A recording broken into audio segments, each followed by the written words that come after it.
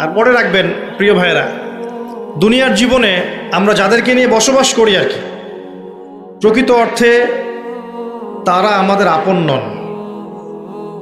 আমাদের প্রকৃত আপন সত্তা হচ্ছেন আল্লাহ রাব্বুল আলামিন। আল্লাহর চেয়ে আপন আপনার কেউ নেই পৃথিবীতে। তো সেই আল্লাহকে আপন করে নেন, আপনি বুদ্ধিমান। আল্লাহকে বাদ দিয়ে অন্য সব কিছুকে আপন করে নেবেন, আপনার মৌতের পরে আপনাকে এরা ভুলে যাবে। আপনার মৃত্যুর পরে এরা আপনাকে খুব বেশি দিন মনে রাখবে বলে মনে হয় না, রাখলেও বছরে বছরে একদিন। কিন্তু আল্লাহ রাব্বুল আলামিন একটা মুহূর্ত আপনাকে ভুলে থাকবেন না। একটা হাদিস মনে পড়লো যে আল্লাহ পাকের কাছে 100টা রহমত আছে, মানে 100 ভাগ রহমত আছে, দয়া আছে, ভালোবাসা আছে। তার মধ্যে 1 ভাগ তিনি সৃষ্টি জগতের মধ্যে দিয়েছেন। ওই যে গাভী তার বাচ্চাকে চেটে পরিষ্কার করে না, কুকুর তার বাচ্চাকে দুধ খাওয়ায় না, ওই 1 ভাগ রহমতের জন্য, 1 ভাগ দয়ার কারণে। বাকি 99 ভাগ রহমত আল্লাহ পাক তার নিজের কাছে রেখেছেন, যেটা দিয়ে তিনি কিয়ামতের মাঠে বান্দার প্রতি রহম করবেন। আমরা আল্লাহর রহমত পাবো ইনশাল্লাহ। প্রয়োজন হচ্ছে তওবা করে ফিরে আসা। পাপ হবেই ভাই, জীবনে চলতে গেলে পাপ হবেই, উঠতে বসতে চলতে ফিরতে পাপ হতেই থাকবে, কিন্তু তওবাও হতে থাকবে ইনশাল্লাহ। যত পাপ তত তওবা, যত পাপ তত তওবা।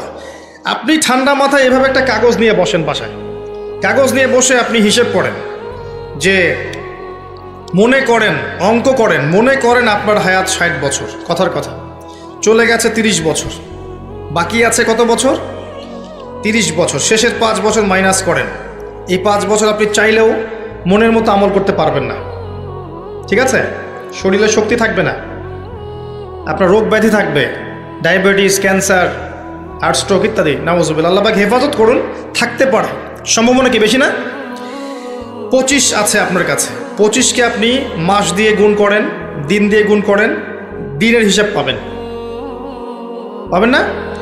এখানে দাঁড়িয়ে হিসাব করেন আগের জীবনে কোন বছর থেকে আপনার নামাজ ফরজ হয়েছিল, কত বছরের নামাজ আপনি পড়েন নাই, কত বছরের রোজা আপনি রাখেননি, কত জাকাত ফরজ ছিল দেন নাই, ঠিক আছে? পাপের যেগুলো পাপ মনে পড়ছে লিখেন। আমি অমুকের সাথে জেনা করেছি, আমি অমুক দিন অমুক অমুক জায়গায় মদ খেয়েছি, আমি অমুককে হত্যা করেছি, আমি অমুককে পিটিয়েছি, আমি কিশোর গ্যাংয়ে ছিলাম, আমি ক্যাসিনোতে গিয়েছি, আমি এটা করেছি, এটা করেছি, লিস্ট করেন। প্রত্যেকটা পাপ দেখবেন, এক একটা পাপের জন্য আপনি আল্লাহর কাছে আলাদা আলাদা করে আল্লাহর কাছে দোয়ায় বলবেন, আল্লাহ আমি ওই পাপ করেছিলাম, আল্লাহ আমাকে মাফ করে দাও, আমি ওই পাপ থেকে তওবা করছি আল্লাহ, আর জীবনে কখনো এই পাপ করবো না ইনশাআল্লাহ। এরকম করে তওবা করেন, তওবাটাকে ফিল করতে পারবেন। খালি মুখে যদি বলেন আস্তাগফিরুল্লাহ ওয়া আতুবু ইলাইহি, ফিল করতে পারবেন না। আপনি লিখেন, বুঝবেন যে আপনি কি কি কি করেছেন জীবনে। করা যাবে না এটা, যেগুলো মনে পড়ছে করা যাবে কিন্তু। এরপরে অজু করবেন, করে সুন্দর করে 2 রাকাত সালাত পড়বেন, পরে চোখের পানি ছেড়ে আল্লাহর কাছে কান্নাকাটি করবেন যে আল্লাহ এই কাজ আমি করেছিলাম, আমি প্রত্যেকটা কাজ আমি আল্লাহ স্বীকার করছি যে আমি এগুলো ভুল করেছি। আল্লাহ তুমি আমাকে যত নেয়ামত দিয়েছো সব নেয়ামত স্বীকার করছি আল্লাহ। আমি যত পাপ করেছি, তোমার অবাধ্য হয়েছে, সব স্বীকার করছি আল্লাহ, তুমি আমার পাপগুলোকে মাফ করে দাও। 1 মুহূর্তের মধ্যে আল্লাহ পাক মাফ করে দেবে ইনশাআল্লাহ তাআলা।